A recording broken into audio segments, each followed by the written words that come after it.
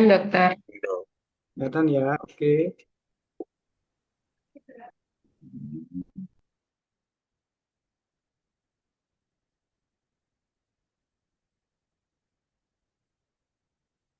Eh, ini tentang yang materi yang kita akan bahas dari mata kuliah ini adalah ada tiga ya Bapak Ibu ya, tiga tema ya, tiga topik ya. Yang pertama tentang rumah sakit pendidikan, kemudian rumah sakit sebagai penyelenggara pelatihan, dan inovasi layanan di rumah sakit.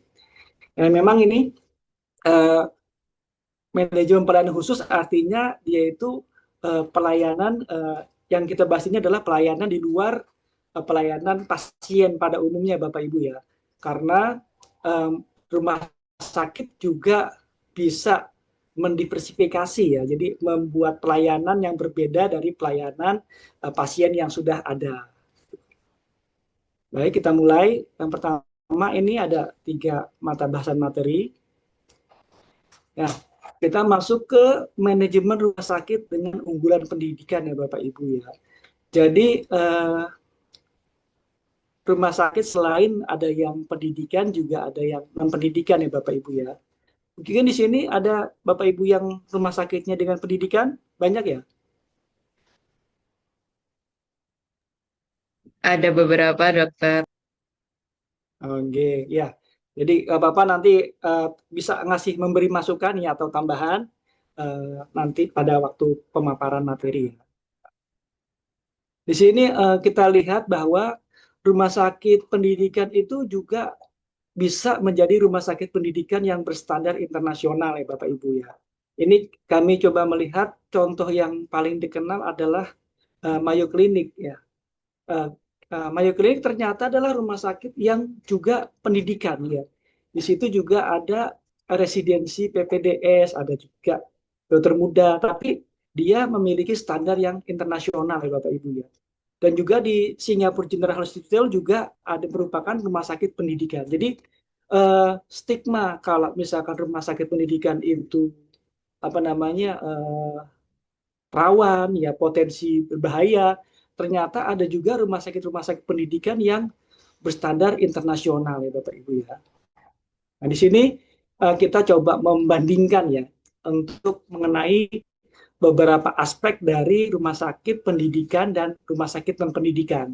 Ini untuk mempertimbangkan apakah nanti rumah sakit Bapak Ibu yang misalnya belum pendidikan mau dikembangkan menjadi rumah sakit pendidikan gitu. Atau tetap menjadi rumah sakit non pendidikan saja gitu, rumah sakit pelayanan. Nah, ini ada beberapa aspek yang mungkin pertama bahwa rumah sakit pendidikan itu uh, akan ada dharma bakti dari tridharma ya, tridharma dari institusi pendidikan biasanya. Dia itu punya tiga pilar yaitu pelayanan, pendidikan, dan penelitian. Sedangkan yang rumah sakit non pendidikan dia biasanya lebih fokus pada satu sisi ya Bapak Ibu ya, yaitu fokus pada pelayanan. Kemudian ini suaranya jelas ya Bapak Ibu ya, atau kurang jelas? Jelas, jelas, Jelas Pak. dokter. Oke. Nanti kalau itu bisa apa raise hand atau kalau mau bertanya ya Bapak Ibu. Kemudian dari sisi SDM ya Bapak Ibu ya. Tentu saja kalau rumah sakit yang pendidikan dan rumah sakit pendidikan jumlah dari SDM-nya lebih banyak karena di situ ada banyak mahasiswa, ada student yang belajar di rumah sakit kita gitu ya. Sedangkan yang non pendidikan dia lebih sepi ya, sehingga lebih private kalau misalkan yang rumah sakit non pendidikan. Tapi kalau rumah sakit pendidikan itu jumlah SDM lebih banyak itu. Sebenarnya ada kelebihan dan kekurangan di antara dua ini. Kalau misalkan SDM yang banyak itu bisa kita kelola dengan baik, justru dengan adanya PPDS atau DM atau mahasiswa yang belajar di rumah sakit bisa membantu membantu tugas-tugas di rumah sakit pendidikan, di tugas-tugas petugas kita gitu ya, sehingga bisa berjalan dengan baik gitu. Itu kalau misalkan bisa dikelola dengan baik gitu, Bapak Ibu. Kemudian biasanya rumah sakit pendidikan itu mempunyai inovasi yang lebih tinggi ya Bapak Ibu ya. karena mereka dipaksa ya untuk menyelesaikan tugas akhir ya, biasanya dengan skripsi, disertasi atau tesis atau mungkin ya, yang karya ilmiah lainnya. Sehingga dari paper-paper mereka yang kita arahkan sesuai dengan masalah-masalah di rumah sakit, sebenarnya itu juga bisa membantu dari permasalahan yang ada di rumah sakit supaya mendapatkan insight ya, untuk mendapatkan masukan supaya kita bisa menyelesaikan masalah dengan baik gitu. Nah, bahkan mereka itu disertai dengan teori-teori dan dan dukungan dari penelitian lain gitu ya. Jadi memang lebih baik untuk masalah inovasi. Sedangkan yang non pendidikan biasanya dokternya maupun petugas itunya lebih fokus kepada pelayanan saja. Sehingga inovasi untuk pengembangan pelayanan itu bersifat terbatas ya Bapak Ibu ya.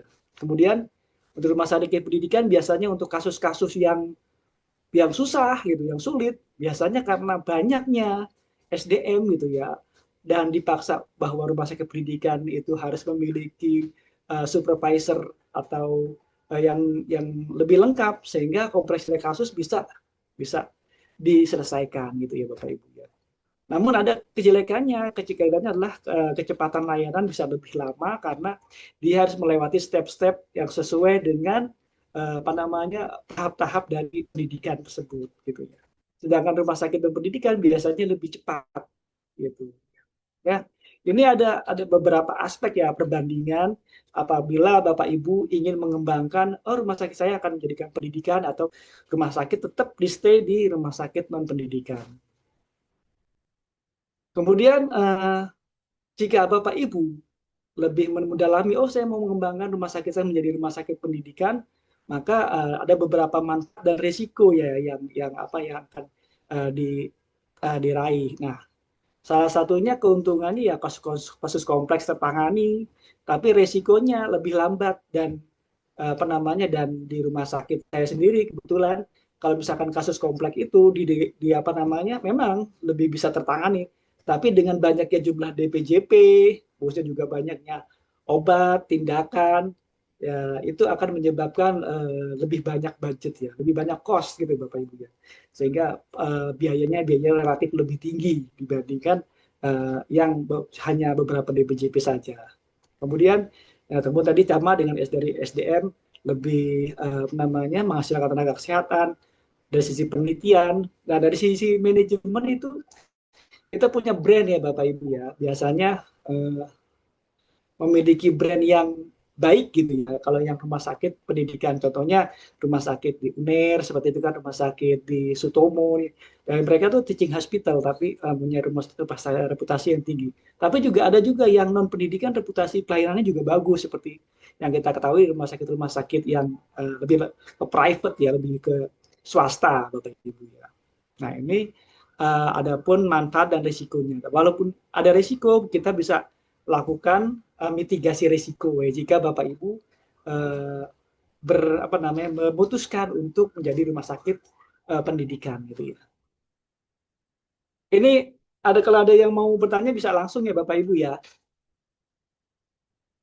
Nah, selanjutnya kalau Bapak Ibu sudah pengen mengembangkan rumah sakit pendidikan, maka langkah pertama yang harus dilakukan adalah membuat tim Komkordik ya, membuat tim komite koordinasi pendidikan ya Bapak Ibu ya. Nah, tugasnya apa nanti tim Komkordik ini? Tim Komkordik ini adalah tugasnya untuk mengelola pelayanan pendidikan dalam rumah sakit ya Bapak Ibu, dalam rumah sakit Bapak Ibu semua. Dan dia juga sebagai penghubung antara rumah sakit kita dan institusi pendidikan yang bekerja sama dengan kita. Jadi nanti di Komkordik ini ada beberapa tugas. Yang pertama dukungan administrasi, kemudian dia akan menyusun perencanaan anggaran ya Bapak Ibu, kemudian kebutuhan sarana prasarana, informasi segala macam, dan dia juga menjadi penghubung antara rumah sakit dan institusi pendidikan.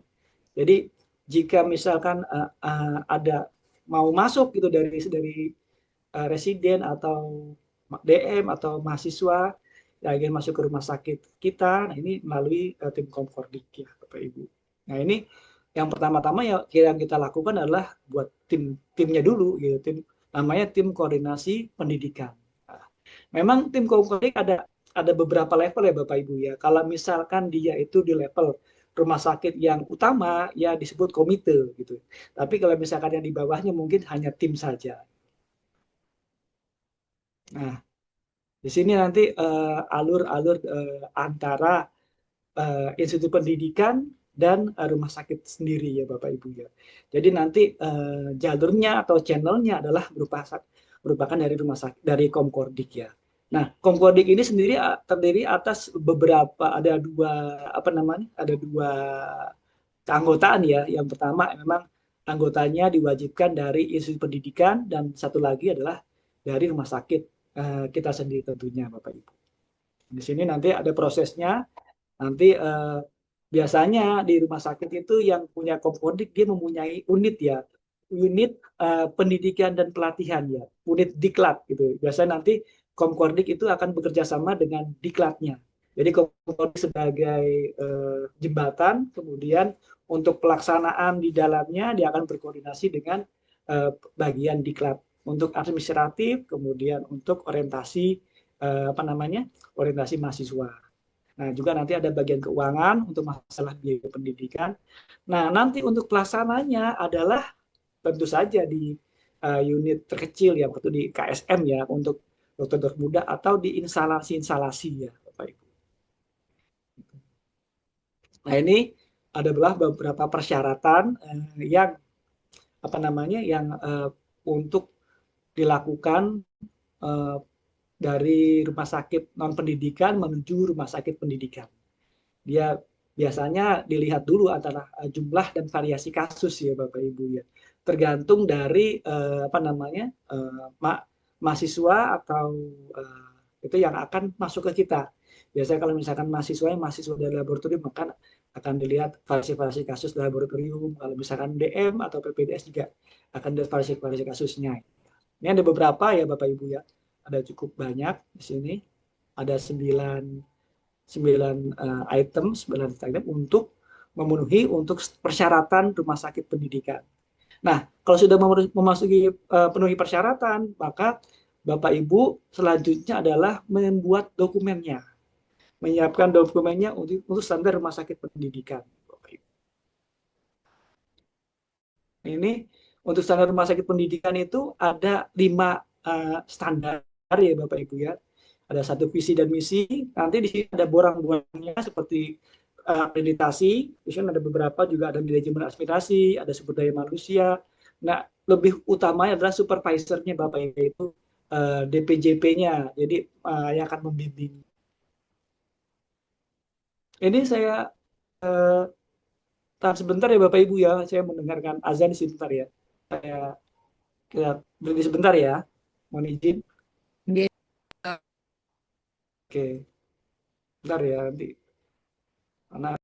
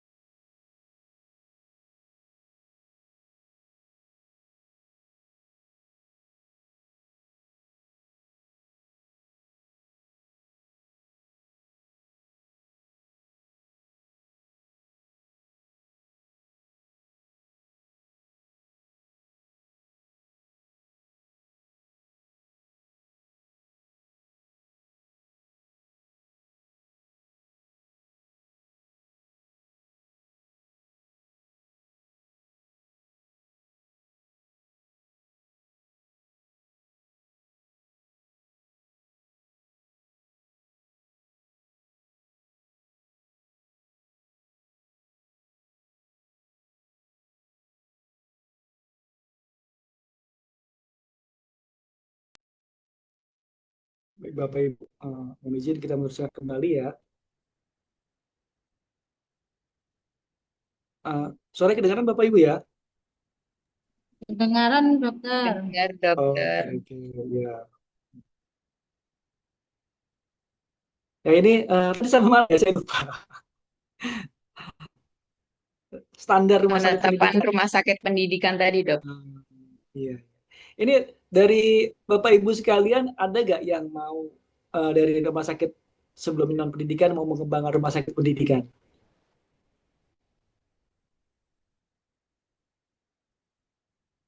Nggak ada ya. Ini eh, kalau dari rumah sakit yang saya tahu itu pendapatan dari pendidikan itu utama IDM itu lumayan Bapak Ibu. Jadi lumayan besar ya untuk pemasukan dari rumah sakit pendidikan. Tapi memang yang institusi pendidikannya institusi pendidikan yang swasta ya, kedokteran yang swasta. Ya. Kalau kedokteran negeri ya, apa namanya ya, apa namanya kita lebih ke arah eh, apa namanya pengembangan ya, pengembangan ilmu. Ya. Tapi kalau misalkan fakultas kedokteran swasta ini pemasukan ke rumah sakit dari sisi selain pelayanan itu cukup tinggi.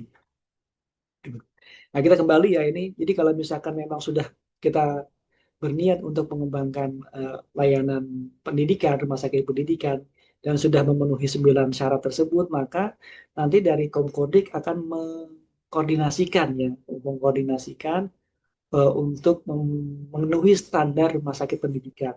Tentu saja karena sebulannya apa hanya mengkoordinasikan di Bapak Ibu ya, yang membuat tetap dari unit-unit dari rumah sakit pendidikan tersebut, dari rumah sakit tersebut ya.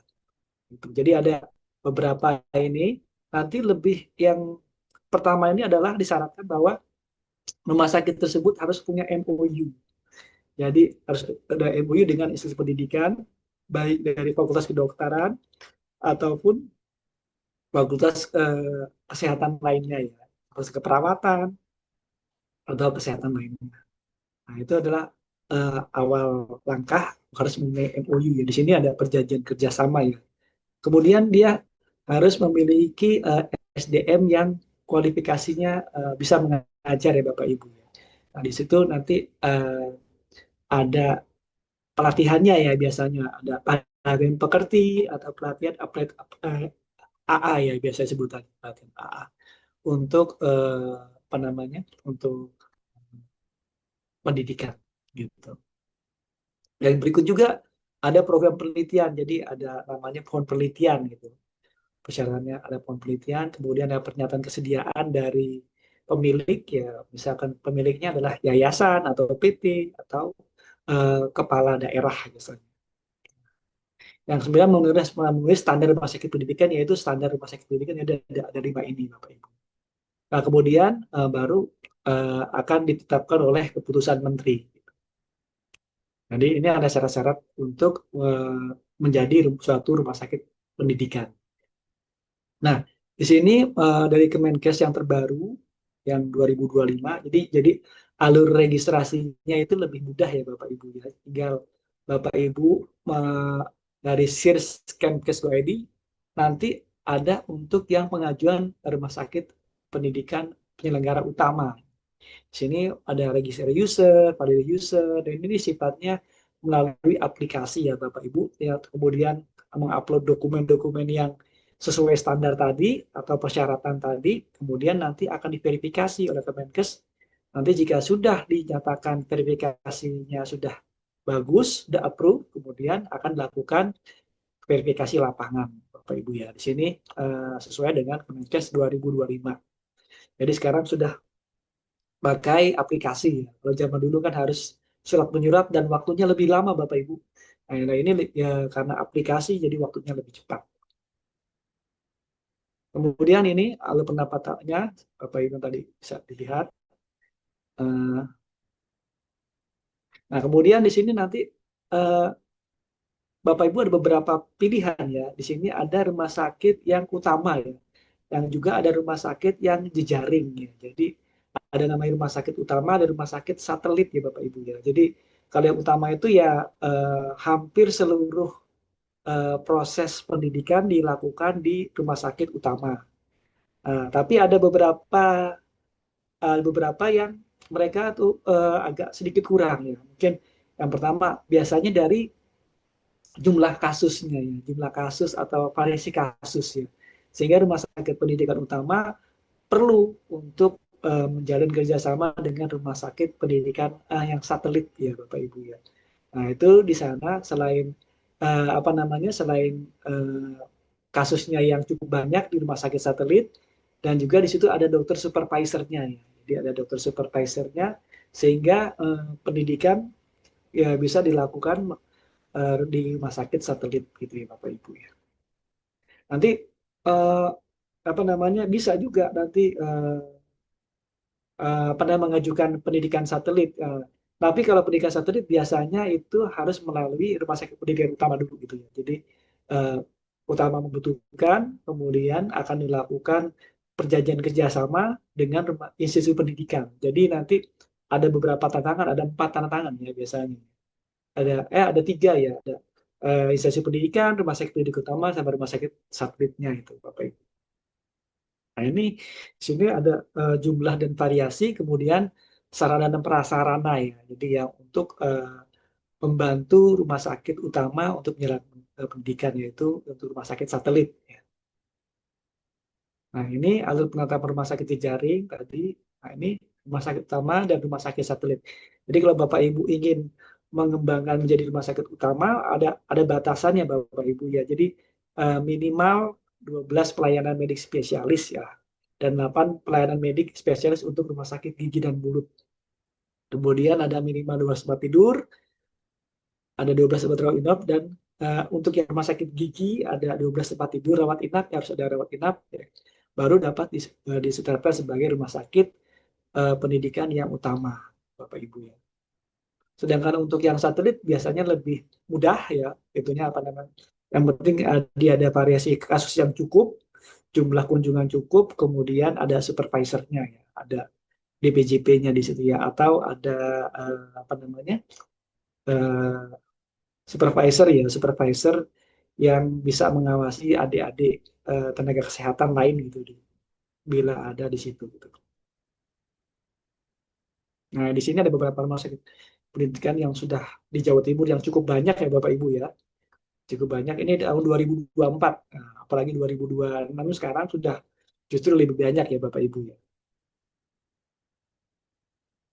Nah, ini ada tren yang menarik ya Bapak Ibu ya di rumah sakit pendidikan.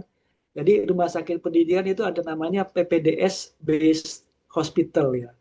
Jadi pendidikan pendidikan dokter spesialis yang dilakukan oleh rumah sakit Bapak Ibu ya. Nah, sebelumnya kan hanya satu ya, jadi base university ya Bapak Ibu. Nah, karena banyaknya kekurangan jumlah PPDS, maka Kementerian Kesehatan apa namanya ya mencetuskan bahwa rumah sakit pun bisa menjadi rumah sakit PPDS yang base hospital. Mungkin di rumah sakit Bapak Ibu juga apa namanya apa namanya di apa namanya didukung ya supaya menjadi bisa menyelenggarakan PPDS. Biasanya yang dipilih rumah sakit yang lumayan besar ya Bapak Ibu ya di wilayahnya. Nah, ini eh, apa namanya PPDS Base Hospital. Memang dari apa ya, eh, dari pelaksanaannya tetap saja ya yang namanya rumah sakit ini ternyata harus membuat kerjasama dengan institusi pendidikan. Namun lebih banyak eh, di rumah sakit ya Bapak Ibu ya. Dan untuk pembiayaan ini masih oleh pemerintah. Jadi pembiayaan masih melalui dana pemerintah ya Bapak Ibu untuk rumah sakit pendidikan dokter spesialis. Mungkin untuk yang rumah sakit pendidikan ada yang mau tanya Bapak Ibu?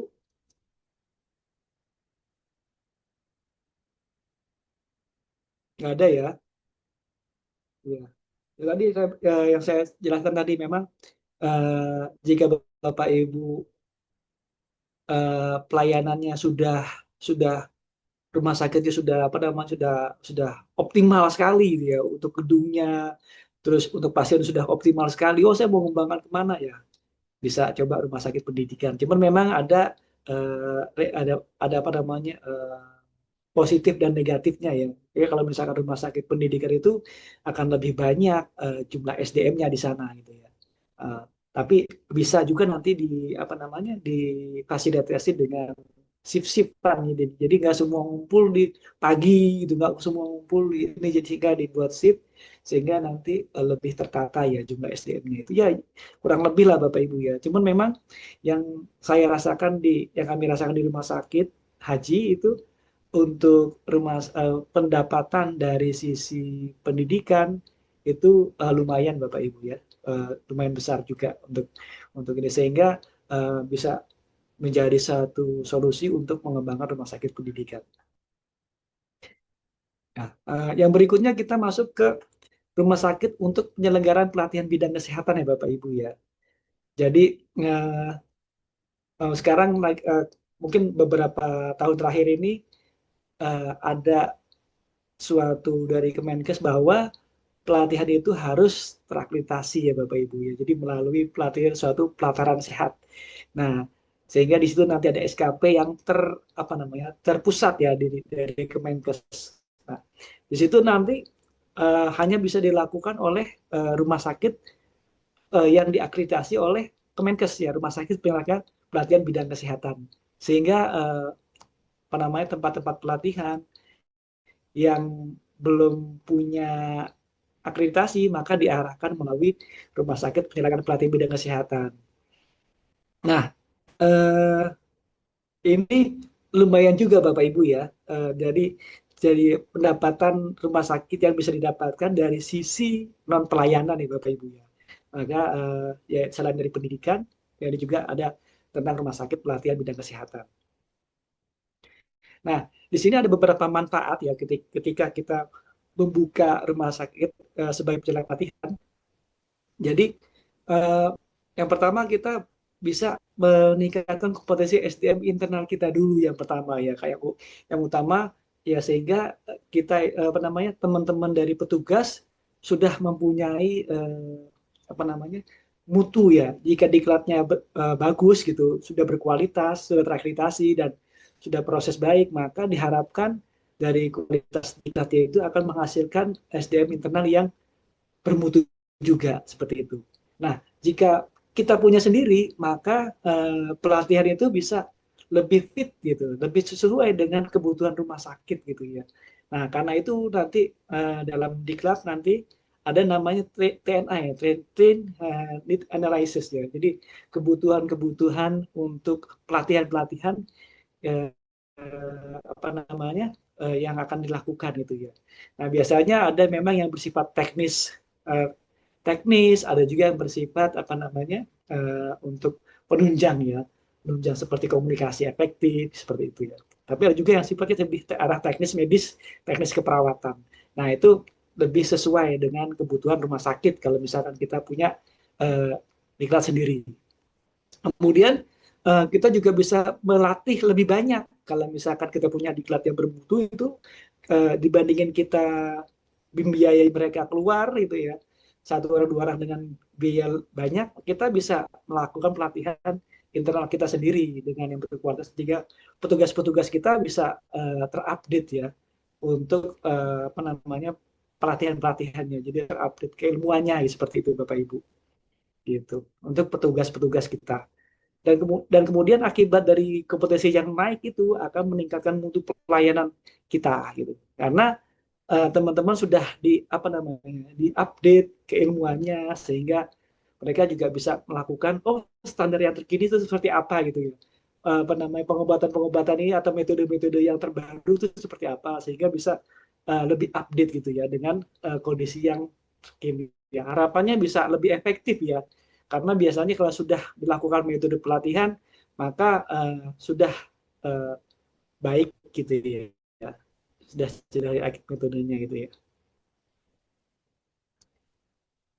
Kemudian yang berikutnya ketika mutu pelayanan baik, maka akan meningkatkan branding gitu ya. Dampak berikutnya adalah branding rumah sakit. Wah ternyata dari sisi SDM, dari sisi mutu pelayanan baik sehingga branding rumah sakit juga bisa menjadi lebih meningkat Bapak Ibu ya. Yang terakhir yang kita harapkan juga menjadi revenue center. Jadi ada beberapa rumah sakit yang pemasukannya selain dari pelayanan, pendidikan juga dari sisi pelatihan gitu ya. Coba kalau kita bayangkan kita uh, misalnya kita pelatihan HD gitu Bapak Ibu, hemodulisa gitu, untuk keperawatan misalnya. Itu kan sekitar 3 bulan sampai 4 bulan gitu kan. Dengan biaya 25 juta per orang gitu. Kalau misalkan Bapak Ibu sendiri bisa mengembangkan pelatihan itu di rumah sakit, oh berapa banyak gitu kan. Oh, kalau misalkan, oh saya mau mengembangkan berapa dalam 1 tahun berapa kali nih gitu. Oh, itu lebih banyak banyak lumayan lah Bapak Ibu ya untuk revenue center bagi rumah sakit gitu. Nah, ini adalah apa namanya saya cerita tentang rumah sakit haji Bapak Ibu ya untuk akreditasi pelatihan. Jadi memang untuk melakukan akreditasi pelatihan itu waktu itu lumayan panjang ya waktunya ya sehingga bisa mendapatkan apa namanya akreditasi pelatihan yang A ya Bapak Ibu ya untuk penyelenggara pelatihan kesehatan. Nah di sini yang paling utama adalah pertama adalah membuat tim ya dulu Bapak Ibu yang nomor 3 ini ya, tim TPM dan tim AMI. Jadi tim penjamin mutu dan tim audit mutu internal ya Bapak Ibu. Karena nanti kalau di rumah sakit pendidikan kita harus membuat komkordik ya tadi ya, komite koordinasi pendidikan. Tapi kalau untuk arus pelatihan kita membuat namanya 2 tim, tim TPM dan tim AMI. Ini sesuai dengan apa namanya juknis dari Kemenkes ya Bapak Ibu. Berikutnya juga kita juga nanti diminta untuk melakukan pelatihan yang diampu ya, yang disupervisi maksudnya, disupervisi oleh yang sudah berakreditasi. Nah, ketika sudah lakukan 2 pelatihan yang terakreditasi, mengerjakan dokumen, kemudian self assessment, kemudian akan dilakukan apa namanya langsung akan dilakukan visitasi ya Bapak Ibu ya oleh Kemenkes. Nanti kalau sudah selesai sudah ada rekomendasi, ada baru sertifikasi Bapak Ibu. Seperti itu. Ini adalah roadmap yang lama Bapak Ibu. Jadi yang terbaru itu lebih cepat ya. Jadi memang dengan masalah IT ya digitalisasi itu lebih cepat. Kalau zaman dulu sepertinya kami masih surat menyurat, jadi prosesnya cukup panjang. Nah ini ada beberapa komponen akreditasi kalau Bapak Ibu ingin menjalankan pelatihan ada 3 komponen ya. Kalau tadi di rumah sakit pendidikan ada 5 standar, nah, kalau di pelatihan ada 3 komponen. Yang pertama komponen administrasi dan manajemen, kemudian komponen pelayanan pelatihan di sini core bisnisnya di sini. Yang ketiga penunjang pelatihan ya Bapak Ibu ya. Di sini yang paling besar adalah bobot dari komponen pelayanan pelatihan sebesar 50% gitu ya. Di sini juga kalau komponen administrasi dan manajemen hanya 28% ya Bapak Ibu ya. Gitu. Jadi memang bobot tertingginya adalah di pelatihan. Nah, yang berat memang di sini Bapak Ibu. Jadi di sini memang ada lagi-lagi adalah sumber daya manusia Bapak Ibu ya, karena mendidik dan melatih butuh apa namanya SDM yang mumpuni ya di sini ya. Nah, di sini ada tenaga pengajar, ada pengajar pelatihan, pengulas inovasi segala macam ya di sini. Kemudian ada manajemen pelayanan pelatihan dan hasil utama kinerja dari pelatihan Bapak Ibu. Yang C ini adalah komponen pelayanan penunjang pelatihan ya Bapak Ibu. Jadi yang untuk penunjangnya sumber daya selain manusia, selain SDM di sini, jadi kayak misalkan ruang kelas, kemudian apa namanya ada lab seperti itu, ada manekin. Nah, ini hampir sama kayak pendidikan Bapak Ibu. Jadi kalau misalkan Bapak Ibu sudah rumah sakit pendidikan, ya mungkin bisa melanjutkan ke akreditasi pelatihannya seperti itu. Jadi ada 2 pemasukan yang lumayan Bapak Ibu ya dari sisi pendidikan dan sisi pelatihan. Nah di sini ada komponen lebih lanjut, ada uraian dokumen. Ini yang terbaru ya Bapak Ibu ya. Jadi ternyata lebih simpel gitu, lebih simpel. Tetap ada 3 komponen, tapi di sini uraian dokumennya hanya beberapa saja. Kalau yang lama itu lebih panjang dan lebih susah Bapak Ibu ya. Ini karena adanya desakan ya, desakan dari para organisasi di pelatihan supaya lebih meringkas gitu ya, nggak meringkas untuk persyaratan kesehatan untuk menjadi akreditasi penyelenggara pelatihan bidang kesehatan. Nah, ini proses-prosesnya yang dilakukan Bapak Ibu sama seperti tadi ya. Jadi yang pertama haruslah adalah tim TPM dan tim AMI ya. Yang berikutnya adalah kerjasama pelatihan. Jadi memang sama kayak pendidikan, cuman di sana di sini adalah kerjasama dengan yang sudah terakreditasi sebelumnya. Nah, nah, kemudian kalau misalkan Bapak Ibu sudah menjadi mahasiswa pendidikan, maka Bapak Ibu akan mempunyai akses untuk pelataran sehat ya, untuk LMS-nya nanti di sini. Karena nanti untuk pelatihan kita itu nanti kalau sudah terakreditasi itu Bapak Ibu bisa punya segmen yang luas ya Bapak Ibu ya, se-Indonesia ya segmennya itu. Jadi dari manapun, jadi kita bisa di LMS ini bisa kita buatkan suatu promosi di situ, kemudian uh, pesertanya juga lebih banyak ya, dan juga ada juga beberapa kemudahan yang bisa online ya Bapak Ibu ya, sehingga peserta dari jauh juga bisa tetap mengikuti pelatihan kita gitu. Walaupun nanti ada hybrid biasanya, ada offline juga gitu. Tapi ya lumayan Bapak Ibu ya, jadi dengan adanya LMS ini lembaga pelatihan bisa bisa mencapai target yang banyak seperti itu ya, se-Indonesia. Nah, ini proses-proses untuk pelatihan tenaga kesehatan. Nah, di sini seperti ini. Kemudian institusi pelatihan, akreditasi, ada kurikulum modul ya. Nah, kurikulum modul ini nggak usah khawatir ya Bapak Ibu ya. Jadi nanti kalau sudah dapat akses, Bapak Ibu tuh bisa mendownload gitu ya. Mendownload kurikulum modul dari Kemenkes, sehingga itu jumlahnya banyak sekali ya, eh, sesuai dengan kemampuan dari rumah sakit ya. Saya bisa melakukan pelatihan apa, nanti tinggal menanyakan kurikulumnya, sudah terstandar Bapak Ibu, kita nggak perlu buat kurikulum lagi, dan memang nggak boleh gitu ya. Kurikulum itu harus sesuai dengan standar dari Kemenkes gitu. Kita tinggal mengikuti saja, kemudian membuat metode pelatihan berdasarkan klasikal ya, seperti kelas atau blended yang ada kayak hybrid digabung itu Bapak Ibu ya. Kemudian ada full online gitu ya Bapak Ibu ya. Kemudian setelah melakukan pelatihan akan ada sertifikat gitu ya. Nah, jadi lumayan sudah lebih teratur gitu ya. Jadi kita juga sertifikasi kita juga sertifikasi yang sudah diakui oleh nasional ya, Kemenkes kayak seperti itu gitu ya. Nah, kalau misalkan Bapak Ibu memang mengadakan pelatihan, terus mau ter-SKP tapi belum terakreditasi ya bisa kerjasama ya Bapak Ibu ya, biasanya. Kerjasama dengan rumah sakit yang sudah terakreditasi. Nah, ada yang mau tanya Bapak Ibu? Kalau mau tanya, monggo silakan. Atau mau Eh, sharing, atau izin ada bertanya, Dok. masukan-masukan? Monggo. Izin, enggih. Dari siapa nih? Saya Atika, Dok. Belum bekerja di RS, namun tadi sempat terpikir saja, Dok. Kan dari tadi kan banyak manfaat ya sebagai unggulan rumah sakit pendidikan. Yang pertama itu apakah nanti rumah sakit tersebut harus menyantumkan rumah sakit pendidikan atau tidak, nggih.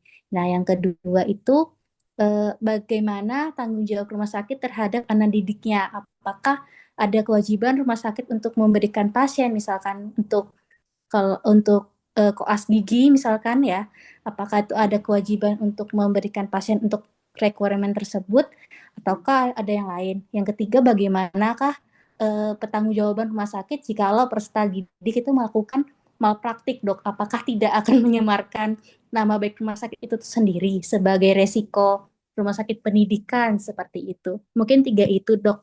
Mohon insight-nya. Terima kasih. Dari Mbak Atika ya? Sekarang di mana kerjanya? Belum bekerja sih, Dok, hanya tadi terdengar jadi terpikir. Mungkin mohon maaf kalau tidak relate nih, Dok, mohon pencerahannya. Nggak apa-apa. Berarti fresh graduate ya? Please, ya. Enggak, alhamdulillah. Oh ya. Ya, jadi memang ada yang menyantumkan rumah sakit sebagai teaching hospital, ada yang enggak. Dan enggak ada kewajiban ya Bapak Ibu ya untuk mencantumkan di sebagai teaching hospital, itu enggak ada kewajiban. Tapi memang ada kebanggaan sendiri juga kalau misalkan sebagai rumah sakit pendidikan gitu ya. Jadi boleh dicantumkan juga boleh enggak. Kayak rumah sakit Dr. Sutomo kan juga rumah sakit pendidikan, tapi kita nggak lihat ada tulisan teaching hospital di situ ya. Atau rumah sakit RSCM juga kan nggak ada kan teaching hospital. Jadi tapi rumah sakit di apa namanya? Rumah sakit di UKI kalau nggak salah di Jakarta itu ditulis rumah sakit pendidikan gitu. Nah, sekarang ada perkembangan baru ya Bapak Ibu. Jadi rumah sakit pendidikan itu universitas yang punya FK ya, punya FK itu diwajibkan untuk punya rumah sakit juga gitu.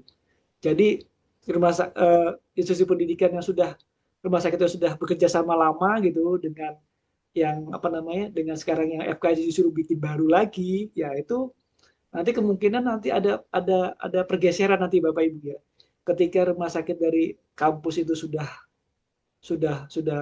bagus gitu, udah kelasnya sudah bagus, kemungkinan rumah sakit yang sudah bekerja sama akan dikurangi, mungkin bukan jadi rumah sakit utama, tapi menjadi rumah sakit pendidikan satelit gitu ya. Jadi utamanya di ini seperti kita contoh tuh yang di Surabaya kayak rumah sakit apa nama FUNER ya, FK UNER. Terus kita lihat biasanya kan rumah sakit utama adalah rumah sakit Dr. Sutomo. Nah, sekarang bukan dipaksa ya, dengan kebijakan itu bahwa FK itu harus memiliki rumah sakit. Jadi ada rumah sakit UNER gitu ya di situ ya. Nah, rumah sakit UNER. Dan rumah sakit UNER juga sudah mulai berkembang, dokter spesialis sudah mulai banyak. Ya nanti mungkin ya saya juga nggak tahu ya. Mungkin nanti ada pergeseran, mungkin bisa utamanya ke rumah sakit UNER gitu. Tapi mungkin dalam jangka waktu lama karena kan rumah sakit Stomo juga sudah begitu besarnya gitu ya. Jadi yang pertama nggak harus tercantum gitu, nggak ada kewajiban. Cuman ada beberapa yang cantumkan gitu. Tapi ada juga yang banyak juga yang enggak. Tadi yang keduanya apa tadi? Saya lupa tadi. Pertanyaan keduanya tadi. Tadi apakah ada kewajiban dari rumah sakit tersebut ya yang jadi tempat pembelajaran untuk membantu rekrutmen para koasnya dalam ya. menyelesaikan studi dan menyediakan pasien atau bagaimana gitu. Oke. Ya, untuk membuka rumah sakit pendidikan itu kan ada syarat tadi ya. Jadi syarat terkait dengan jumlah pasien dan variasi kasus gitu. Nah, kalau misalkan memang dianggap sudah cukup sama Kemenkes, kemudian variasi kasus sudah dari sisi jumlah sudah banyak, maka ditetapkanlah sebagai rumah sakit pendidikan gitu. Tapi itu kan sifatnya lampau gitu ya, lampau gitu. Yang ke depan kita nggak tahu gitu, apakah variasi kasusnya akan sebanyak itukah, apa nanti trennya akan menurunkah, jumlah pasien yang penyakit itu menurunkah gitu. Itu kita nggak tahu gitu ya. Jadi memang dari apa namanya, dari borang-borangnya teman-teman DM itu yang saya tahu memang ada apa namanya, yang penting mereka telah melakukan tindakan gitu, telah melakukan apa namanya, setelah melakukan analisis banyak apa seperti itu gitu ya. Jadi seperti itu. Jadi memang karena turun naiknya pasien, nah memang ada kewajiban juga si rumah sakit itu kalau misalkan turun sekali ada kewajiban untuk mencarikan pasien dengan cara apa? Dengan cara menggandeng jejaring. Seperti rumah sakit satelit ya, rumah sakit satelit. Jadi mencari jejaring untuk apa namanya? Untuk bisa ada kasus dan kecukupan jumlah itu gitu. Makanya nanti ada kerjasama juga antara yang utama sama satelit gitu kan. Nah seperti itu. Jadi kewajiban rumah sakit seperti itu. Jadi mencarikan rumah satelit satelit untuk mencukupi variasi kasus dan jumlah. Yang penting ada supervisornya DPJP-nya. Gitu. Terus yang terakhir itu tadi masalah yang dibilang malpraktek gitu ya. Tinggi dok kan Ya. karena Nah, di situ ada namanya supervisi ya. Jadi kalau misalkan sudah dimasuk ke rumah sakit pendidikan itu ada namanya supervisi ya. Ada tingkat-tingkatannya, ada yang hijau, merah, kuning, sama itu juga ada beberapa tingkatan kalau nggak salah itu. Nah, di situ itu nanti ada kewenangan yang bisa dilakukan di situ. Hanya observasi sajakah? Hanya apa namanya? Hanya melakukan tindakan dengan pendampingankah? Atau apa namanya melakukan tindakan dengan pendampingan yang minimal gitu. Jadi ada tingkatan-tingkatannya gitu ya. Nah, biasanya itu harusnya gitu ya, harusnya untuk setiap tindakan lapor dulu ke supervisornya. Jadi supervisornya juga bisa mengawasi gitu ya, bisa mengawasi dan juga bisa menilai kemampuan peserta didik ini. sehingga apa namanya tidak tidak melakukan hal-hal yang tidak diharapkan seperti itu. Ya gitu. Jadi harapannya seperti itu. Andaikan terjadi, itu nanti beda lagi ya. Nanti kita harus membuat namanya audit medik. Nanti kita lihat kronologisnya, siapa yang ada kekurang pasan di situ gitu gitu. Tapi secara umumnya, secara bakunya, maka harus ada supervisor karena harus bertanggung jawab ke supervisor ini seperti itu. Gitu ya. Ya Ini mungkin. dok, Hmm? berarti ya izin konfirmasi, berarti sebenarnya pasien juga berhak berhak ya kalau misalkan ingin dikerjakan oleh koas atau ingin secara mandiri di dokter umum atau dokter pelayanan Sajangi, dok. Hmm, kalau yang untuk rumah sakit pendidikan, saya rasa apa namanya apa namanya saya rasa juga si apa namanya si mahasiswa itu juga punya hak dan rumah sakit juga punya kewajiban untuk apa namanya untuk supaya peserta didik ini bisa melakukan praktek gitu ya, namanya juga praktek klinik di rumah sakit gitu ya. Dan biasanya ini juga pada pada kelas-kelas tertentu biasanya di situ. Dan orang-orang kelas tertentu itu sudah tahu gitu bahwa memang di sini adalah untuk wilayahnya rumah sakit pendidikan dengan banyak mahasiswa. Nah, biasanya kalau memang peserta pasien itu tidak mau ya biasanya punya naik hak kelas yang lebih tinggi, biasanya ke VIP atau yang ke private rumah sakit seperti itu. Gitu. Karena di rumah sakit pendidikan ya, karena kita tahu rumah sakit juga hak apa hak pasien juga punya hak gitu ya. Kemudian juga peserta didik juga punya hak juga gitu. Jadi kita mainnya kita itu mengelolanya bahwa yang untuk yang baik mereka mau private ya kelasnya adalah lebih tinggi seperti itu. Tapi memang juga harus ada punya sopan santun ya karena biasanya tuh terjadi karena apa namanya komunikasi yang kurang pas gitu ya. Nah itu perlu diajarkan ya kepada apa namanya peserta didik itu gitu. Mungkin ada yang menambahkan Bapak Ibu yang sudah punya pengalaman di rumah sakit pendidikan atau tentang pelatihannya, monggo silakan.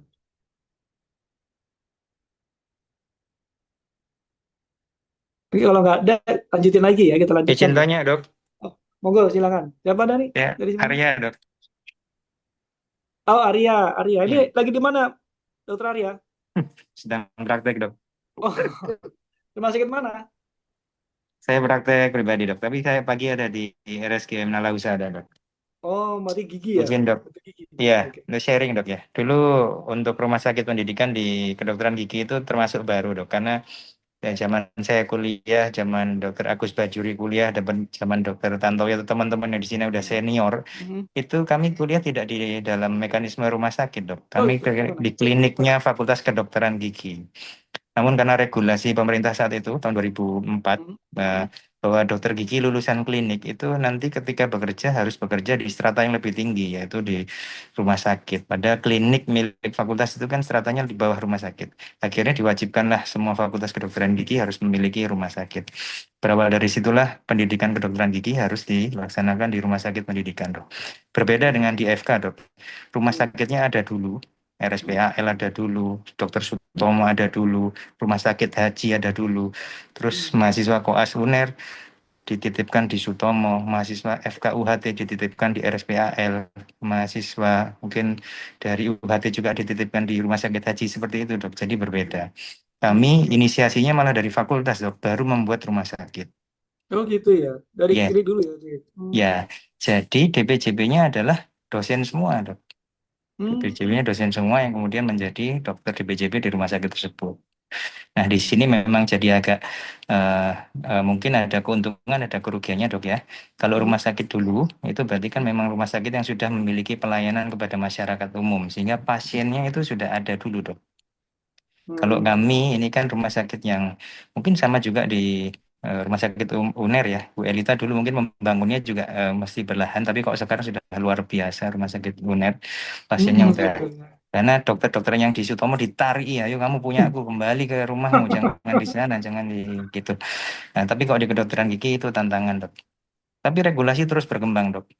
bahwa betul. sekarang untuk kedokteran gigi tidak perlu membuat rumah sakit baru. Contohnya mungkin Sura ini memakai rumah sakit Siti Khotijah.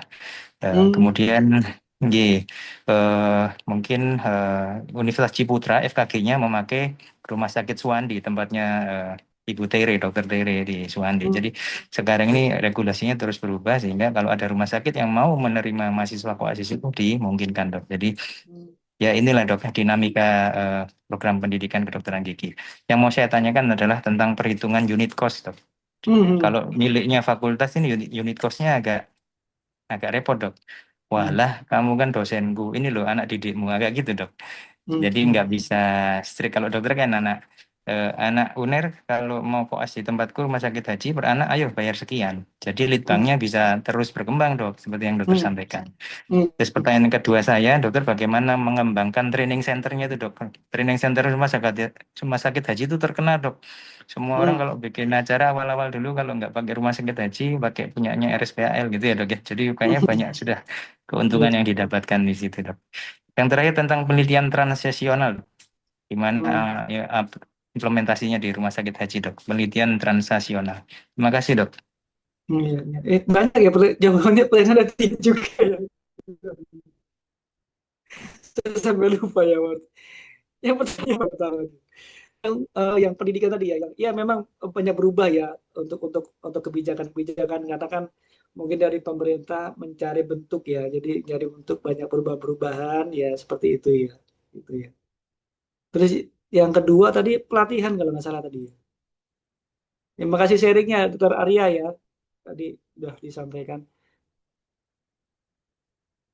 Ya sekarang masih lagi pasien ya, silakan. Ya untuk yang tadi pendidikan mungkin Dr. Elita bisa menyampaikan, Bu Elita, mungkin dari sisi Assalamualaikum. Ya, Dok. Bu Flora dulu apa saya? Oh iya, baik. monggo. Kalau Iya. saya hanya sharing saja, nggih. Dokter, saya kan saat ini statusnya izin belajar. Sebelumnya saya dosen di IIK Baktiwiyata Kediri dan sampai saat ini SIP saya masih hidup, masih berjalan.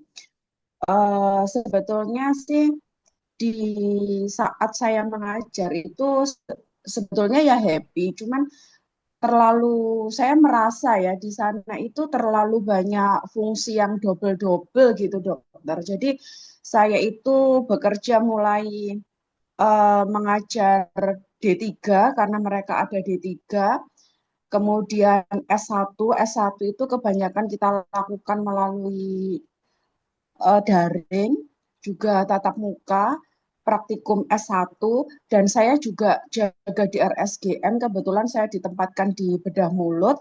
Kita juga ada pelayanan kepada pasien, itu hanya hari tertentu seminggu 2 kali, dan kita juga jaga UGD gitu, dokter, untuk menemani dokter umum. Nah, yang saya tanyakan itu, setiap yang saya lihat rumah sakit pendidikan itu tugas dari dosennya itu juga berbeda antara rumah sakit pendidikan yang satu dengan rumah sakit pendidikan yang lain. Di mana saya lihat di sini ini tumpuk-tumpuk ya. Saya itu mulai mengajar mulai D3, S1 juga sampai saya membimbing calon mahasiswa yang mau mengerjakan tesis, mau mengerjakan skripsi gitu. Jadi padahal di RSGM saya ditaruh di bedah mulut gitu. Jadi sangat tumpuk-tumpuk sekali. Saya baik mengerjakan gigi palsu, ada di bedah mulut, juga ada di dalam membimbing skripsi. Nah, apakah betul seperti itu, ya dokter, yang saya tanyakan, atau justru lebih betul yang misalkan di bedah ya harusnya di bedah atau hanya 1 atau 2 divisi begitu? Makasih, dokter. Bentar dok, saya masih bingung mengerjakan pertanyaannya. Jadi gimana dok pertanyaan dok ya? Yang saya tanyakan ya, sebetulnya seorang dosen yang ada di rumah sakit pendidikan, itu kita tuh harusnya memegang berapa jabatan ya? Kok Oh, yang jauh. saya rasakan itu saya tumpuk-tumpuk gitu, Dok. Oh, Saya gitu. ya ngajar D3. Saya D3 itu teknisi ya. Saya ngajar di Hmm. situ juga. Berarti itu Hmm. kan gigi palsu. Saya juga ngajar S1. S1 itu baik laboratorium juga Hmm. teori. Teori ini Hmm. bisa online, bisa di kelas juga gitu. Kalau lab pasti kan kita datang, kita di kampus. Kemudian saya juga ditaruh di RSGM. Di RSGM itu saya di bedah mulut. Saya Hmm. juga ditaruh di, maksudnya juga ada pembagian dalam seminggu itu melakukan pelayanan kepada masyarakat seminggu 2 kali. Hmm. Pelayanan Hmm. ini melayani masyarakat umum, ya dokter. Kalau Hmm. masyarakat dari mahasiswa kan dibawa di RSGM. Dan Hmm. juga satu lagi, kita juga ada jadwal untuk jaga UGD, untuk menemani dokter umum. Nah, itu jamnya itu di luar jam kerja. Jam kerjanya itu kan jam setengah 8 sampai jam Hmm. 4. Lebih dari jam 4 kita masuk lembur. Kalau UGD itu kita bisa jaga mulai jam 6 sampai jam setengah 10 malam gitu. Itu Oh, sebetulnya yang betul regulasinya itu bagaimana ya? Kok iya, tumpuk-tumpuk gitu? Oke, iya, iya, makasih Dok. dokter. Ya, sama-sama dok ya. Kalau memang dari rumah sakit pendidikan ya dok ya, kalau nggak salah itu ada rasio untuk pendidik dan rasio untuk Dan BM-nya gitu ya. eh, Biasanya ya, satu banding mahasiswanya lima, ada rasionya ya, ideal dokter. rasio Satu satu banding banding lima, lima. ada 1/7 yang buat tenaga kesehatan lain, ada 1/2 untuk yang PPDS-nya biasanya gitu ya itu. Itu dari standarnya dok ya itu ya, dari standarnya. Dan juga ada kualifikasinya untuk mengajar juga. Jadi kalau misalkan mahasiswanya dia itu mahasiswa S1 ya maka harus diajar minimal S2 gitu. Kalau misalkan mahasiswa S2 diajar minimal S3 seperti itu. Jadi ada kualifikasi pendidikannya. Cuman memang di beberapa standar pendidikan tidak ada yang baku bahwa orang ini harus punya beberapa jabatan yang ideal. Nah, di situ saya belum menemukan itu. Itu kelihatannya kebijakan masing-masing rumah sakit tuh kayak gitu, seperti itu dok.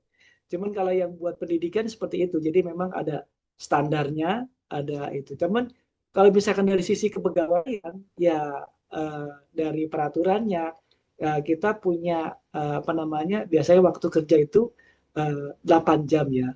Kalau untuk PNS itu dalam 1 bulan itu eh, diminta sekitar 150 jam per bulan gitu. Ada waktu efektifnya gitu ya, kurang lebih 150 jam per bulan, kemudian 8 jam per hari atau 20 jam per minggu kalau nggak salah itu. Jadi ada secara aturan SDM ya dok ya. Jadi untuk pendidikannya ada aturan untuk rasio, kemudian kualifikasi pendidikan, kemudian dari sisi untuk pekerjaan biasanya itu ada aturan jam kerja. Nah, cuman untuk pengaturan berapa punya jabatan berapa banyak untuk ditempatkan di ruang itu sepertinya itu memang kebijakan masing-masing rumah sakit ya. Jadi seperti saya sendiri juga, saya sebagai di rumah sakit saya juga ngajar juga, saya ya seperti itu ya Bapak Ibu, Ibu ya dok ya. Jadi memang tidak ada standar yang baku ya seperti itu. Atau mungkin dokter Welita punya atau di rumah sakit UNER gimana untuk Jadi, standar ya ininya? dokter, terima kasih. Jadi saya mau sharing aja. Jadi saya mengikuti Rumah Sakit UNER dari sebelum menjadi Rumah Sakit Pendidikan Utama. Jadi awalnya memang berjalan seperti biasa Rumah Sakit Umum, General, terus akhirnya menerima pasien BPJS. Kemudian kita akhirnya menjadi ditetapkan sebagai Rumah Sakit Pendidikan Utama yang sekarang dokter muda sudah 50% belajar di Rumah Sakit UNER, termasuk Fakultas Keperawatan, Fakultas Farmasi, FKM, dan yang lainnya, dan tenaga medis lain. Nah, dari situ kita sekarang juga sudah berproses lagi. Kita punya diklat yang terakreditasi Kemenkes, terakreditasi A. Jadi banyak kayak pelatihan-pelatihan yang akhirnya mungkin di Sutomo tutup atau apa, kita bisa mengcover semuanya. Setelah itu perjalanannya lagi kita ditetapkan juga sebagai rumah sakit wisata medis dari Kemenkes. Nah, di situ memang harus memang akhirnya regulasi-regulasinya berubah. Jadi awalnya rumah sakit general biasa menjadi rumah sakit pendidikan dan lain-lainnya berproses. Nah, kalau yang Dokter Arya tadi kapan kita bisa punya diklat? Bisa setelah ditetapkan menjadi rumah sakit pendidikan utama. Terus kita sekarang juga sudah mengembangkan ada jurnal di rumah sakit kita yang kita kelola sendiri. Jadi terindeks Sinta 4, Sinta 3, 3. Ya gitu aja sih dokter. Untuk stafnya memang rata-rata kami adalah dosen. Dosen yang melakukan pelayanan dan juga mengajar mahasiswa. Terus memang juga harus pengabdian masyarakat dan lain-lainnya seperti pada umumnya ya. Salah satu kekurangannya akhirnya kita memang jadi pekerjaannya banyak sekali. Cuman eh, kita bisa lebih ideal dalam memberi pelayanan kesehatan, memberi asuhan kita lebih ideal. Dan ya inovasi itu tadi seperti yang dokter sampaikan. Nah ini juga memang harus dikembangkan terus. Jadi kita kerjasama dengan ITS, dengan apa itu Universitas Telkom dan lain-lainnya. Jadi mengembangkan contohnya misal mikrotia itu mikrotia yang untuk atau kelainan di kranio di kepala. Nah itu kita sudah ngukur-ngukurnya nggak manual lagi. Jadi kita pakai digital yang dikembangkan oleh teman-teman ITS. Jadi kita punya satu unit khusus di salah satu lantai. Nah, itu untuk pengembangan inovasi-inovasi kesehatan seperti itu, dokter. Jadi ya memang harus melalui cycle yang harus kita lalui itu untuk menjadi rumah sakit pendidikan utama. Terus setelah menjadi rumah sakit pendidikan utama itu akhirnya fasilitasnya lebih banyak. Jadi kita dapat bantuan juga dari Dikti yang jelas dan Fakultas Kedokteran ini yang paling banyak menyumbang. Jadi seperti manekin, seperti peralatan-peralatan untuk bedah dan lain-lainnya banyak disumbang dari Fakultas Kedokteran. Terus apa lagi tadi? Itu aja sih dok, nanti aja sambil jalan. Saya tadi lupa mau ngomong apa. Ya, makasih ya, Rita ya. Jadi, Oke. ya, mungkin begitu Dokter Flora ya. Jadi memang standar baku untuk berapa kali menjabat itu saya belum menemukan itu ya. Berapa boleh berapa kali. Cuman memang yang untuk pendidikan itu standarnya standar rasio kualifikasi pendidikan, dan mungkin kalau misalkan terlalu lelah misalnya ya, terlalu lelah bekerja, biasanya ada peraturan dari eh, apa namanya untuk jam kerja, biasanya dari ASN seperti itu, ada peraturan jam kerja seperti itu. Dan untuk ya Dokter Arya, kalau misalkan Dokter Arya mau buat pelatihan itu ya, mau buat diklat pelatihan itu memang tidak diharuskan rumah sakit ya, Dokter Arya ya. Banyak juga yang dari PT atau CP yang tidak punya rumah sakit, dia sebagai tenaga pelatihan tapi bekerja sama dengan rumah sakit, itu bisa apa namanya, bisa melakukan tenaga pelatihan. Dan sifatnya mereka itu juga bukan rumah sakit pendidikan, jadi mereka berdiri sendiri. Jadi pelatihan itu aktif pelatihan itu berdiri sendiri. Jadi dia dia bukan rumah sakit pendidikan pun boleh mengajukan asal sesuai dengan persyaratan. Seperti itu ya. Nah, berikutnya untuk penelitian transnasional ya.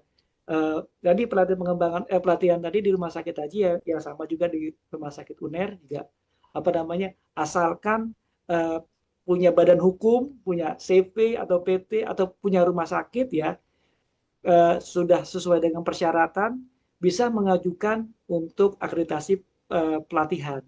Nah, ketika sudah punya SIM-nya itu, maka apa namanya, bisa melakukan pelatihan apapun gitu, disesuaikan dengan kurikulum yang ada di Kemenkes itu. Jadi tergantung kita sanggupnya apa, karena isinya itu banyak sekali gitu. Dan biasanya kita nggak bisa melakukan sendiri, harus melakukan dengan kerjasama untuk mengembangkan suatu pelatihan gitu ya, Dokter Arya ya.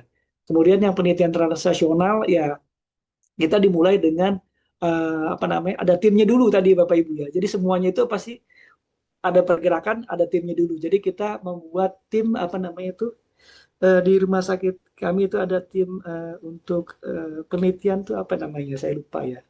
Jadi eh, yang sifatnya lokal itu ya. Jadi apa sebutannya ya?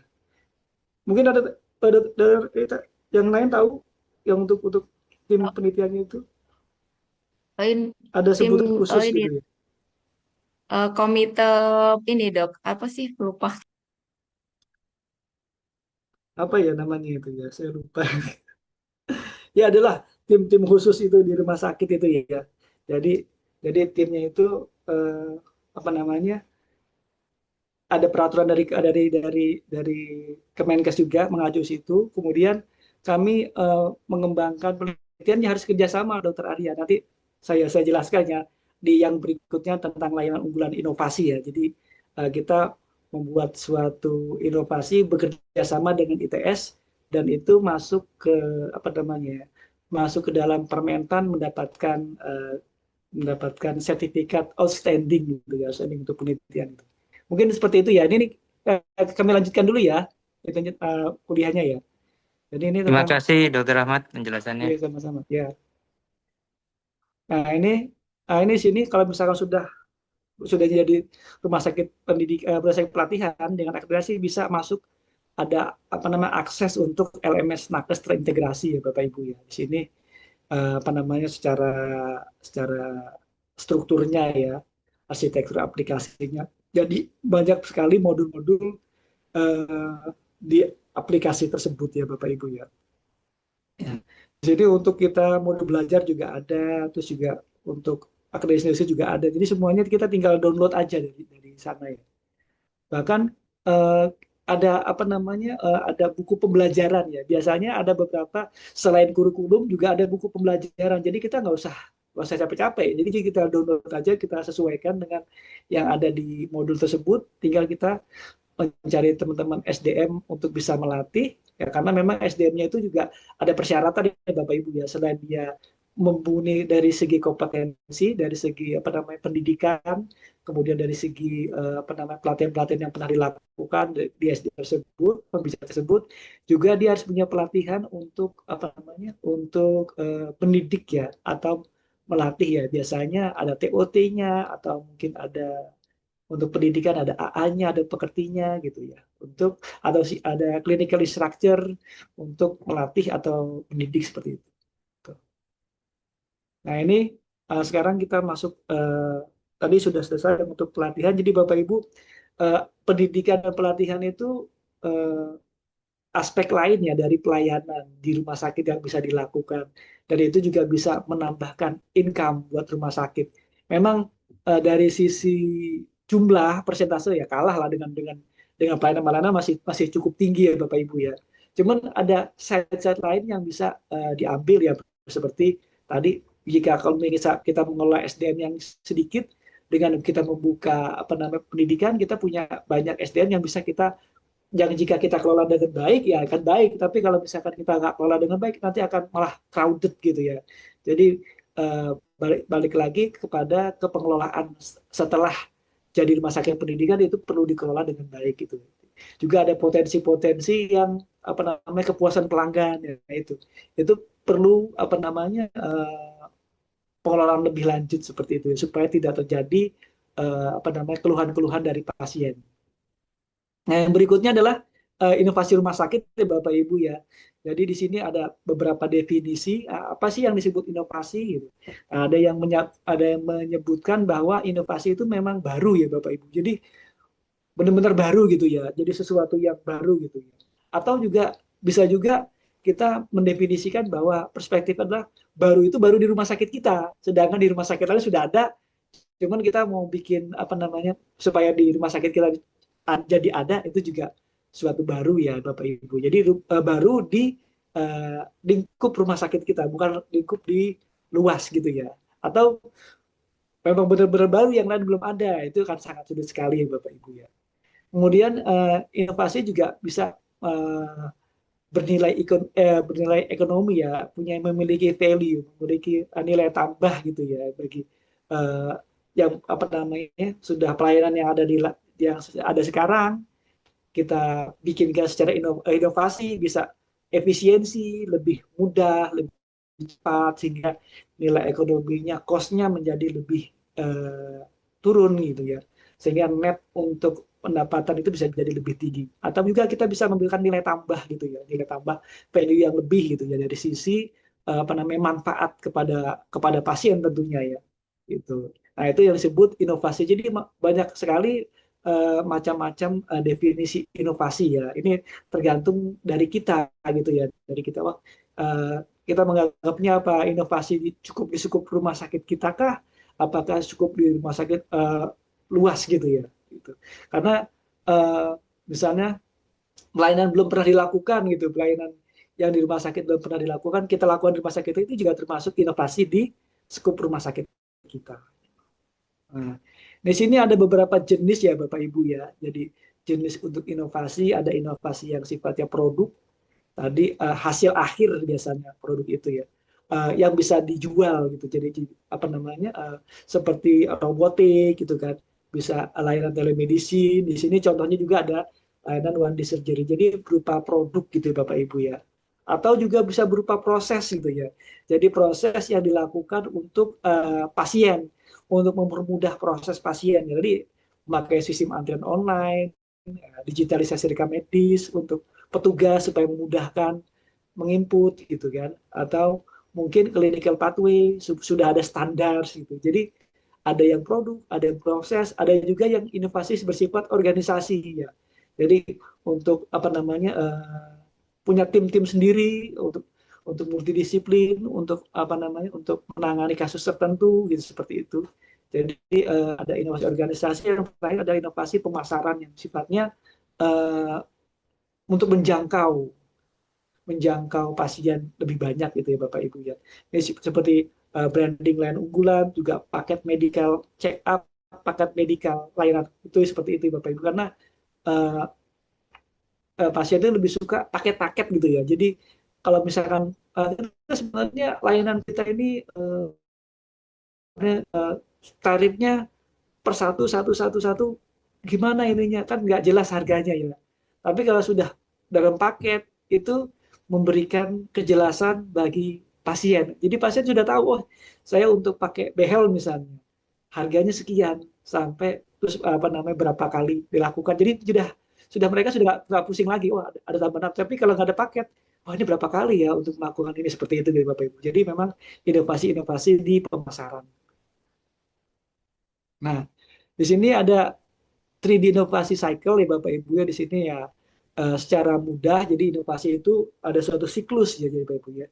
Ada siklus, yang pertama siklus discover ya. Jadi kita mencari dan mengidentifikasi apa sih yang perlu, yang menjadi masalah gitu ya, yang menjadi masalah problem bagi apa namanya bagi pasien tentunya, atau problem bagi nakes tentunya untuk memudahkan pekerjaan mereka gitu ya. Jadi kita kita cari identifikasi masalah, kemudian kita coba pecahkan gitu ya, pecahkan, kemudian kita solusi, kemudian baru kita development ya. Development sudah implementasi, berarti sudah mengembangkan gitu ya. Sudah apa namanya, sudah proses trial gitu Bapak ya, sudah lakukan trial. Maka di sini ada disebut ada trial preklinik atau klinik. Jadi ada juga yang sifatnya ke pasien langsung, atau sifatnya obat, atau sifatnya alat kesehatan ya, atau macam-macam ya seperti Bapak Ibu tadi ya. Bentuk produk atau proses atau organisasi, apa namanya inovasinya itu nanti di development ini adalah apa namanya uh, trial ya, uji coba gitu. Nah, ketika sudah diuji coba dan hasilnya bagus memuaskan, baru kita melakukan pelayanan implementasi ke skop yang lebih luas gitu. Jadi memang di sini dari ada 3D innovation cycle Bapak Ibu ya. Nah, seperti mudahnya seperti itu.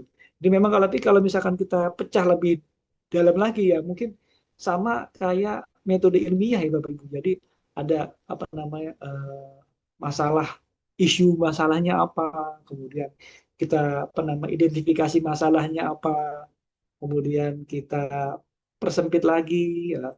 Terus ada apa namanya kenapa menjadi masalah itu, jadi pengajian faktor penyebab. Nah, seperti itu ya Bapak Ibu ya, mungkin lebih detailnya lagi. Tapi kalau lebih simpelnya ini disebut 3D innovation cycle.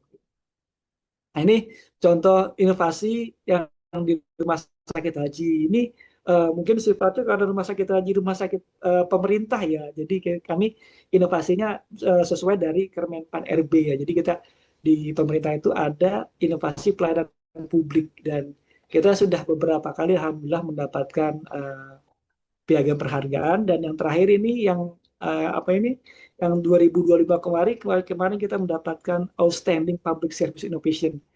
Jadi kita membuat suatu mengembangkan ya, ini baru baru pengembangan Bapak Ibu ya, suatu AI MRI e-brain to you. Jadi ini apa namanya kerjasama dengan ITS ini ya, kerjasama dengan ITS untuk apa namanya membuat suatu AI membaca MRI dengan cepat untuk pasien stroke gitu ya Bapak Ibu ya. Dan ini kemarin kami mendapatkan Outstanding Public Service Innovation. Nah, ini kami memulai dengan kita mempunyai tim penelitian dulu tadi itu ya, yang saya lupa kalau tim penelitian itu. Nah, tim penelitian itu apa namanya apa namanya dengan tim itu ya kita memilih orang-orang yang memang suka meneliti ya Bapak Ibu ya. Kemudian suka untuk mengembangkan. Nah, terjadi pengembangan itu karena kita kerjasama ya Bapak Ibu ya. Jadi kalau misalkan kita sudah stagnan di sini ya sudah kita harus kerjasama dengan apa namanya dengan tim peneliti lain, dan kemudian kita bisa mengembangkan bareng-bareng dari sisi ITS. Mereka punya teknologi tapi mereka tidak punya data-data karena mereka tidak punya pasien gitu ya. Kita coba mengimplementasikan. Nah, dari AI MRI ini juga melalui apa namanya ethical clearance ya. Jadi klinik etik bahwa itu tidak apa-apa dan berupa data, dan yang penting apa namanya nama-nama itu identitas kita hilangkan. Itu seperti itu. Jadi apa namanya tetap menjaga etika-etika penelitian seperti itu. Nah, ini ada beberapa yang apa namanya inovasi. Tapi di rumah sakit kami adalah rumah sakit pemerintah, jadi lebih ke arah inovasi untuk publik. Jadi sifatnya yang tidak terlalu mendapatkan untung ya. Mungkin di rumah sakit swasta ya, yang swasta yang lebih profit oriented, mungkin inovasi-inovasinya bisa lebih ke arah apa namanya entrepreneur ya, untuk pendapatan seperti itu ya. Gitu. Ya mungkin itu ya Bapak Ibu ya, tiga, tiga materi mungkin kita diskusi lagi. Bapak Ibu monggo silakan.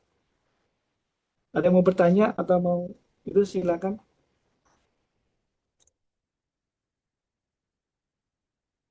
Kalau ada,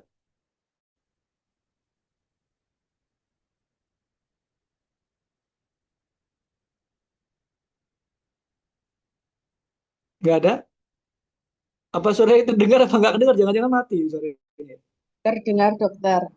Oh, Dokter terdengar. menanyakan ya, kalau untuk rumah sakit pendidikan itu apakah target dari input mahasiswa itu juga mempengaruhi kebijakan-kebijakan yang ada di dalam rumah sakit tersebut, Ngoten? Target input mahasiswa. Gimana dok? Saya kurang paham dok. Target input mahasiswa itu? Eh, target input dari mahasiswa yang masuk gitu dokter. Jadi kan begini, mahasiswa itu Jumlah kan maksudnya. salinan pertama itu mereka harus diterima di negeri, gitu ya dokter. Kemudian di swasta tapi yang cukup bonafit, kemudian kalau tidak diterima bisa swasta yang di luar dari kota gitu. Nah, apakah dari target input, maksud saya input secara kecerdasan ya dari mahasiswa itu, apakah juga mempengaruhi kebijakan yang ada di dalam rumah sakit pendidikan itu, baik baik kebijakan maupun fasilitas apapun yang ada di dalamnya gitu dokter. Ya dok, putus-putus dok suaranya dok. Putus Polora ya? Iya, halo dokter. Iya, iya. Gimana dok? Iya, yang saya tanyakan apakah target input dari mahasiswa masuk itu mempengaruhi kebijakan yang dikeluarkan oleh kampus sebagai Target input rumah itu sakit maksudnya apa dok? pendidikan. Target input dok? Gini dokter, mahasiswa itu kan pertama pasti dia masuk ke universitas negeri dulu ya dokter. Pilihannya ya. Kemudian ya seandainya dia gagal, dia Ah, akan masuk ke universitas swasta yang cukup lama atau cukup bonafit. Kemudian ya. jika gagal lagi, dia akan masuk ke universitas yang agak di luar dari kota besar gitu. Nah, yang saya tanyakan apakah kebijakan-kebijakan yang ada di dalam suatu rumah sakit pendidikan itu juga dipengaruhi oleh input dari input secara kecerdasan dari mahasiswa yang Oh, masuk itu, ngoten ya. Terima kasih, dokter. secara kecerdasan ya dok ya. Jadi sudah melewati beberapa proses dan akhirnya yang terakhir di sini gitu misalnya dok ya. Iya, Begitu, iya. karena yang pernah saya alami itu begini, Dok. Hmm, Saya kan kebetulan saya berasal dari negeri dan kemudian saya mengajar di swasta gitu. Kemudian hmm, beberapa teman dosen saya ini juga kebetulan dari tempat saya juga. Jadi mereka gini, Flo, kamu kalau ngajar di sini jangan kamu bayangkan seperti di universitas kita ya. Jadi kita harus hmm. lebih tahu yang apa apa yang mereka butuhkan. Kalau saya sih dosen yang tidak terlalu streng sih. Saya seperti itu, dokter. Memang saya nggak bisa. Kalau misalkan mahasiswa itu saya halusi nggak bisa, saya cukup katakan, kamu kalau nggak mau sama saya, sama temanku aja ya. Saya gitukan aja sih. Nah, itu yang saya lihat itu kebijakan-kebijakannya itu juga cukup jauh. Apakah hal itu juga mempengaruhi ya, dok? Karena mungkin mereka nggak bisa ngikuti gitu. Gimana ya, Iya, dokter? iya, iya. Memang dok itu ya ada permasalahan juga dok ya untuk kecerdasan ya. Jadi tidak bisa mengikuti pendidikan dengan baik ya. Ya, ya biasanya itu dok eh, kalau ujian yang lebih objektif ya dok ya kayak misalkan pilihan ganda segala macam itu kan objektif ya. Nah tapi kalau yang eh, ujiannya secara seperti interview, ujian lisan seperti ya, itu juga memang eh, dilema juga dok ya karena kalau misalkan nilainya jelek nanti nggak lulus gitu. Kalau kita luluskan juga tanggung jawab kita moral nanti dia akan ke masyarakat seperti apa gitu ya dok. Ya, ya itu memang eh, ini dok ya itu harus didiskusikan ya dok ya itu ya. Itu nanti mencari metode yang lebih tepat yang mana ya seperti itu ya. Ya memang kecerdasannya ya memang ya berpengaruh dok untuk bisa mengikuti gitu kan. Dan keinginan kuat mahasiswa motivasi yang kuat untuk ikuti juga berpengaruh juga seperti itu ya dok ya. Jadi memang kami juga menemukan seperti itu memang ada beberapa mahasiswa yang apa namanya yang susah mengikuti. Nah, paling kami mengaturnya itu ya dengan menambah tugas ya dok ya. Jadi ada beberapa tugas yang kita berikan gitu ke apa namanya peserta tersebut, ADM tersebut misalnya, ya kita kasih tugas, ya. Tapi kita juga bingung juga kalau tugas tulis ya sekarang udah ada chat GPT ya seperti apa ya. Ya mungkin ada teman-teman yang lain yang punya punya apa namanya punya masukan. Soalnya memang ya agak sulit juga memang dok. Ya paling yang itunya ya ujian itu ya yang bisa melihat apakah memang dia benar-benar mengerti atau tidak ya dengan ujian ya dok ya.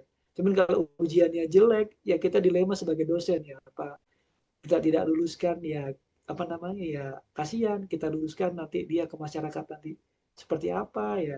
Ya akhirnya paling kita tambahkan dengan lulus bersyarat biasanya kita ujian ulang apa kita apa namanya saya tambahkan tugas biasanya itu untuk menambah apa namanya menambah nilai seperti itu ya memang agak susah deh ya apalagi sekarang juga teman anak-anak sekarang kan gen yang gen siapa apa itu segalanya dok ya jadi kemampuan semangat untuk apa namanya untuk berjuangnya itu memang kurang tapi di sisi lain mereka pinter untuk IT ya jadi memang ada kelebihan dan kekurangan. Jadi dari sisi dia itu semangatnya itu apa namanya motivasinya kurang, tapi dari sisi untuk kecepatan untuk menyerap apa namanya menyerap IT itu mereka tinggi seperti itu. Ya mungkin ada rekan-rekan lain kalau misalkan yang sudah jadi dosen, jika ada murid-muridnya itu, ya kebijakan kami ya paling itu dok. Jadi eh, supaya kita bisa win-win solution gitu. Ya kita apa namanya hair gitu lah, lakukan hair. Jadi ujian ulang atau kita menambah dengan tugas. Gitu. untuk sebagai dia untuk lebih mendalami lagi apa yang kurang di situ gitu gitu. Atau mungkin nanti nggak lulus ya itu berikutnya ya dia belajar ulang lagi seperti itu. Jadi menambah waktu masa studi gitu. Ya itu biasanya disepakati itu ya, disepakati sama ada timnya sendiri. Ini anak ini eh, kurang bagus gitu dari sisi ini. Nanti dampaknya seperti ini. Nah, biasanya nanti keputusan itu biasanya keputusan tim gitu. Jadi kalau misalkan nanti oh ini anak ini harus mengulang gitu. Anak ini harus di-hair, ada sini bertugas atau dikasih nilai jelek ya itu nanti keputusan tim ya. Jadi jangan keputusan kita sendiri. Kalau keputusan sendiri nanti kita disalahkan dong. Jadi kita ada timnya sendiri seperti itu. Kita serahkan kepada timnya untuk memberi keputusan gitu terhadap anak tersebut gitu peserta didik tersebut gitu ya. Ini seperti itu dok ya. Ya, terima kasih dokter. Ya, sama-sama dok. Yang sulit malah ada anak didik kami itu yang eh, apa namanya yang punya kelainan psikiatri deh ya. Jadi apa namanya skizofrenia ya. Jadi itu ada beberapa tim di dokter kami itu yang memang strict tidak mau meluluskan gitu ya, tidak mau meluluskan anak itu karena punya kelainan skizofrenia dan coba dites lagi dan memang benar gitu. Uh, tapi dari kebijakan kampus ya karena kampus pengen lulus gitu kan, maka anak ini dipindah jadi tertentu lain gitu kan. Dan kebijakan di sana ternyata meluluskan gitu kan. Ya ya sudah berarti nah itu kami pernah melakukan itu dok. Jadi pernah tidak meluluskan dok. Ada di salah satu KSM kami memang ini kalau misalkan dilakukan terus malah bahaya gitu. Nah, seperti itu. Tapi juga kampus juga punya kebijakan lain. Belum tentu setelah dia lulus dia jadi dokter gitu kan, profesi. Biasa banyak juga yang cuma sudah lulus ya sudah lulus gitu, dibandingin anak itu nggak lulus diluluskan gitu kan. Ya itu nanti ya itu sudah bukan ranah tanggung jawab kita lagi, sudah ranah tanggung jawab kampus ya dok ya, karena itu kan memang kan kita cuma dititipi saja itu kan sesuai dengan apa namanya proses di kita. Proses lainnya kita kembalikan lagi ke kampus yang nitip kita. Seperti itu dok. Jadi bebannya nggak terlalu berat di kita dok Iya dokter, kalau untuk itu. pernah dok kejadian kalau dokter yang mengalami skizofreni itu memang sama PDGI rekomendasi untuk SIP memang tidak dikeluarkan dok. Jadi dokter tersebut memang tidak diperbolehkan untuk kembali bekerja karena dikhawatirkan membahayakan pasien. Jadi itu ada. Tapi saat menjadi mahasiswa memang benih-benih seperti itu memang ada sih, tetapi belum begitu munculnya saat beliau sudah menjadi dokter dan saat ini memang sama PDGI masih pakai rekom dokter. Rekom PDGI tidak keluar, jadi beliau tidak diperbolehkan praktek ngoten dokter. Iya, gitu. Itu ya itu kebijakan dia berdampak dengan pasien ya dok ya. Betul itu juga itu bagus juga dok. Dan kalau misalkan yang di kita juga meluluskan atau tidak meluluskan juga berdampak dengan mengeluarkan ya. Karena itu yang saya dengar itu dari kampus itu sebenarnya juga mau tidak meluluskan, cuman mungkin ada pertimbangan lain kalau keluarga datang ke sana minta kalau diluluskan gitu ya akhirnya tetap diluluskan tapi bukan dari kami yang meluluskan dari rumah sakit lain. Gitu. Jadi dampak keluarga kita juga enggak. Dan saya kemungkinan juga nanti kalau misalkan mau praktek karena dengan ada sesuatu seperti ini ya mungkin tidak dikeluarkan rekomendasinya bisa juga gitu. Ya. Jadi memang ada berlapis ya itu ya apa namanya penjagaan preventif berlapis ya dari pendidikan sama yang untuk rekomendasi untuk praktek gitu. Jadi ke masyarakatnya maksud saya gitu. Ya, terima kasih Dr. Flora ya. Baik dokter, makasih banyak. Ya, sama-sama dok. Baik Bapak Bu, apa ada pertanyaan lagi atau cukup? Ini sudah jam Dokter 19.59 izin ya. bertanya ya Dokter G, mungkin sekedar Monggo. sharing atau kami minta pendapatnya tentang dokter ini terkait regulasi terkait rumah sakit pendidikan dan penyelenggaraan pendidikan baik itu dokter umum ataupun dokter spesialis di Indonesia ini kan regulasinya kan menekankan pentingnya supervisi konsulen gitu dok dalam Hmm. pelayanan ke pasien ini. Nah mungkin kalau di kota-kota itu bisa sejalan, tapi ketika regulasi ini diimplementasikan pada rumah sakit pendidikan yang ada di daerah, khususnya yang berperan sebagai rumah sakit jejaring ini, itu kan muncul beberapa tantangan. Gak punya dokter, ada suara kendaraan. Ini kan tantangannya lebih kompleks karena di daerah ini kan rumah sakit eh, yang jumlah dokter spesialisnya itu terbatas gitu dokter. Jadi seperti tidak bisa mengakomodir semua menjadi konsulen gitu, ataupun jadinya distribusi konsulennya ini seperti tidak merata. Jadi akhirnya beban kerja dokter spesialisnya pun ini kan juga akan lebih tinggi gitu. Nah, di sisi lain ini kan rumah sakit jejaring